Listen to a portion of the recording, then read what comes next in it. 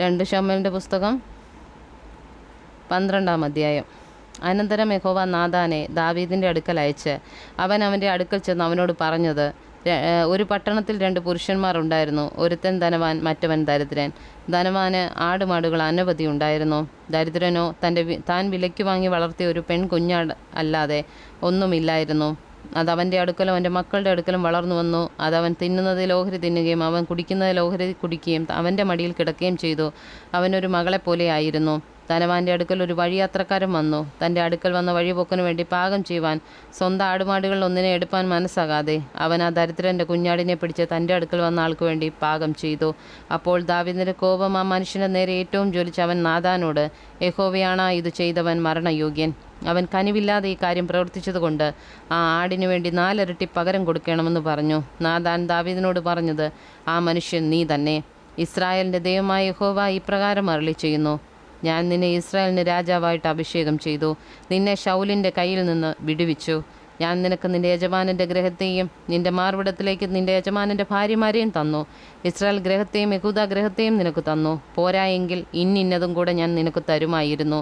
നീ യഹോവയുടെ കൽപ്പന നിരസിച്ച് അവൻ അനിഷ്ടമായുള്ളത് ചെയ്തത് എന്തിന്? ഹിത്തിനായ ഊരിയാവെ വാൾ കൊണ്ട് വെട്ടി അവൻ്റെ ഭാര്യയെ നിനക്ക് ഭാര്യയായിട്ടെടുത്തു. അവനെ അമ്മോന്യരുടെ വാൾ കൊണ്ട് കൊല്ലിച്ചു.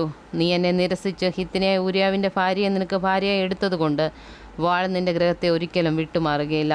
യഹോവ ഇപ്രകാരം അരുളി ചെയ്യുന്നു, നിൻ്റെ സ്വന്തം ഗൃഹത്തിൽ നിന്ന് ഞാൻ നിനക്ക് അനർത്ഥം വരുത്തും. നീ കാണുകയും ഞാൻ നിൻ്റെ ഭാര്യമാരെ എടുത്ത് നിൻ്റെ കൂട്ടുകാരന് കൊടുക്കും. അവൻ ഈ സൂര്യൻ്റെ വെട്ടത്ത് തന്നെ നിൻ്റെ ഭാര്യമാരോടുകൂടെ ക്ഷയിക്കും. നീ അത് രഹസ്യത്തിൽ ചെയ്തു. ഞാനോ ഈ കാര്യം ഇസ്രായേലൊക്കെയും കാണുകയും സൂര്യൻ്റെ വെട്ടത്ത് തന്നെ നടത്തും. ദാവീദ് നാഥാനോട്, ഞാൻ യഹോവയോട് പാപം ചെയ്തിരിക്കുന്നെന്ന് പറഞ്ഞു. അതിന് നാഥാൻ ദാവീദിനോട്, യഹോവ നിൻ്റെ പാപം മോചിച്ചിരിക്കുന്നു, നീ മരിക്കയില്ല. എങ്കിലും നീ ഈ പ്രവൃത്തിയിൽ യഹോവയുടെ ശത്രുക്കൾ ദൂഷണം പറവാൻ ഹേതു ഉണ്ടാക്കിയത് കൊണ്ട് നിനക്ക് ജനിച്ചിട്ടുള്ള കുഞ്ഞു മരിച്ചുപോകുമെന്ന് പറഞ്ഞ് നാഥാൻ തൻ്റെ വീട്ടിലേക്ക് പോയി. ഊരിയാവിൻ്റെ ഭാര്യ ദാവീദിന് പ്രസവിച്ച കുഞ്ഞിനെ യഹോവ ബാധിച്ചു. അതിന് കഠിന രോഗം പിടിച്ചു. ദാവീദ് കുഞ്ഞിനു വേണ്ടി ദൈവത്തോട് അപേക്ഷിച്ചു. ദാവീദ് ഉപവസിക്കുകയും അകത്ത് കിടന്ന് രാത്രി മുഴുവനും നിലത്ത് കിടക്കുകയും ചെയ്തു. അവൻ്റെ ഗൃഹപ്രമാണികൾ അവനെ നിലത്തുനിന്ന് എഴുന്നേൽപ്പിപ്പാൻ ഉത്സാഹിച്ചുകൊണ്ട് അരികെ നിന്നു. എന്നാൽ അവന് മനസ്സായില്ല. അവരോടുകൂടെ ഭക്ഷണം കഴിച്ചതുമില്ല.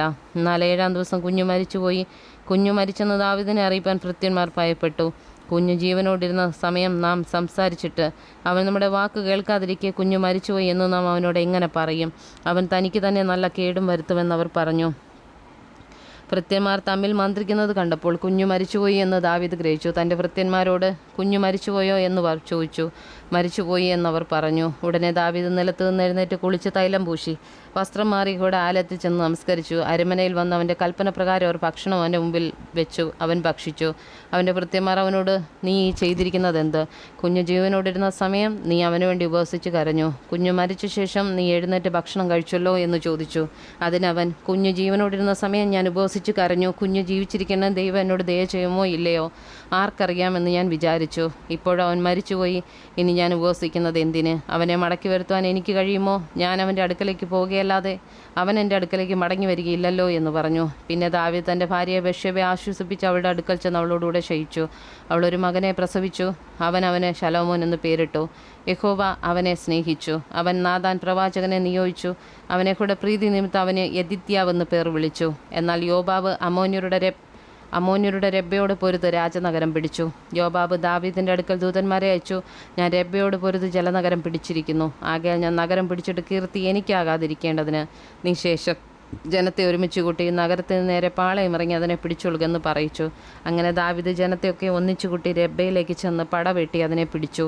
അവൻ അവരുടെ രാജാവിൻ്റെ കിരീടം അവൻ്റെ തലയിൽ നിന്ന് എടുത്തു. അതിൻ്റെ തൂക്കം 1 താലന്ത് പൊന്ന് അതിന്മേൽ രത്നം പതിച്ചിരുന്നു.